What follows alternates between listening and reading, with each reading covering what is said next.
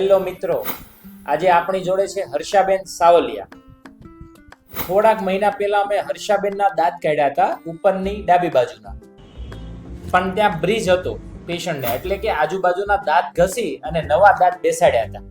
પછી પેશન્ટને દુખાવો થયો એટલે આગળનો દાંત કાઢી નાખ્યો હતો અને પાછળનો દાંત રહેવા દીધો હતો. હવે ઇમ્પ્લાન્ટ સિવાય અમારી પાસે કંઈ સોલ્યુશન નહોતું.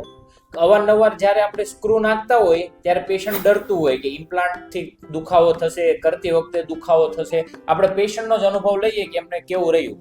હર્ષાબેન, આપણે આ ઇમ્પ્લાન્ટ કર્યા, તમારો કેટલો સમય લાગ્યો ઇમ્પ્લાન્ટ કરવામાં અંદાજિત તમને? 15 મિનિટ જેવું થયું છે. 15 મિનિટ જેવો સમય થયો ઇમ્પ્લાન્ટ કરવામાં. ઇમ્પ્લાન્ટ કરતી વખતે દુખાવો કે એવું કશું થયું તમને? નહીં. ભાઈ પણ અહીંયા અમારી પ્રોસેસ દરમિયાન સાથે જ હતા, ભાઈનો પણ અનુભવ લઈએ આપણે. કોઈ જાતનો દુખાવો થયો નથી અને 15 મિનિટમાં બધું કામ પતી ગયું છે. બરાબર છે. અને પ્લાન્ટ બહુ સારો છે.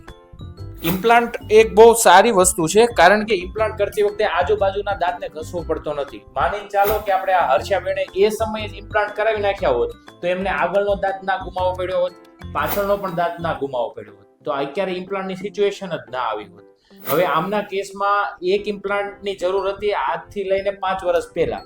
હવે એ 2 દાંત પણ કાઢવા પડ્યા અને એની જગ્યાએ 2 ઇમ્પ્લાન્ટ મૂકવા પડ્યા. એટલે ઇમ્પ્લાન્ટ એ નવી ટેકનોલોજી છે, જેથી આજુબાજુના દાંતને કંઈ પણ કર્યા વગર એક સ્ક્રૂ વડે એક જ દાંત ફિટ થઈ જાય છે. પેલો આપણે એક દાંત નાખવામાં 2 સારા દાંતને ઘસવા પડે છે, જેથી ઇમ્પ્લાન્ટનું મેક્સિમમ આયુષ્ય આમ જોવા જઈએ તો 20-25 વર્ષ હોય છે, જ્યારે બ્રિજનું આયુષ્ય 5 થી 10 વર્ષ સુધીનું જ હોય છે. Thank you.